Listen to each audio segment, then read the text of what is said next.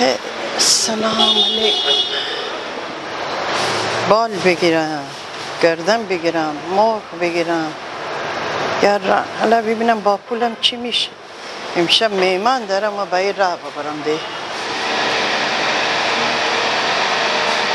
سلام گل پسر. سلام خوشی خسته نباشی. من 20 پول ببردم. ایتا مرغ خواهیم. 20 مرغ نی بگاشم. نی به ایتا مرغ پس چی قد بی؟ چی بیان؟ خب ایتا دانه رام به. ایتا دانه رام. ایتا رانی چه خاکم میسر بکنم. چطور امشب چند تا میمان دارم. چطور راه ببرم؟ نداری. حالا ایتا ران مرفدم بدیم من چی بکنم.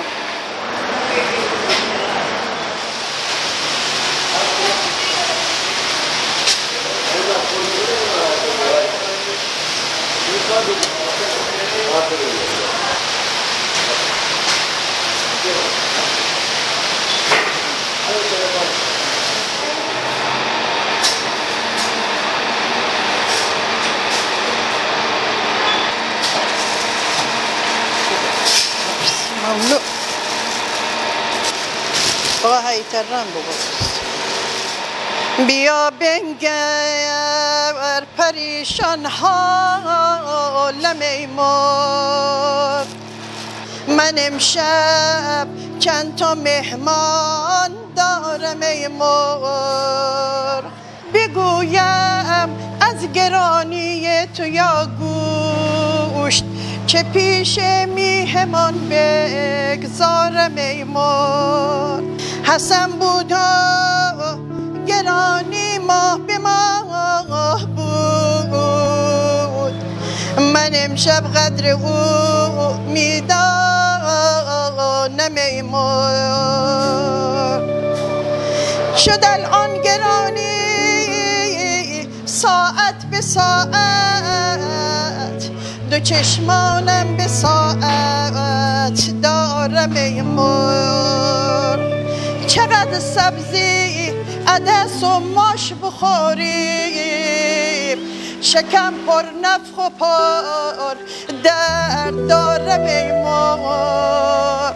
خوشا بر حال مسئولین پولدار به سفره هایشان چشم دارم ای مرغ. گفتم روحانی رفت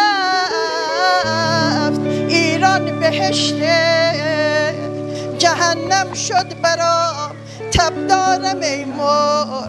جهنم شد برام تب دارم ای مرغ. ای مرغ چرا تو گشته ای مرغ در نایاب. خیابان ها سر گردانم ای مرغ. به داد ما نمیرسه رئیسی یه تکه نان خالی دارم ای مرغ. گفتن اجناس ارزان میشه ارزان قیمت ها پر کشید حیرانم ای مرغ. حقوق را سال به سال ذره به ذره کردن اضافه. گرانی هر دقیقه بر دقیقه دارم ای مرغ. دزدی بین ما و اونها فرق داره. اونها دلار من بدبخت سیم برق دارم ای مرغ.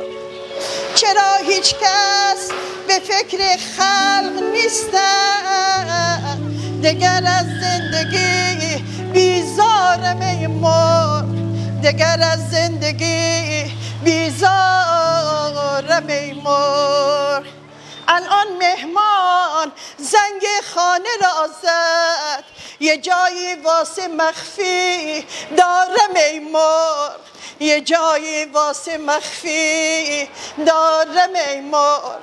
برم گمشم از این دنیای بی‌رحم.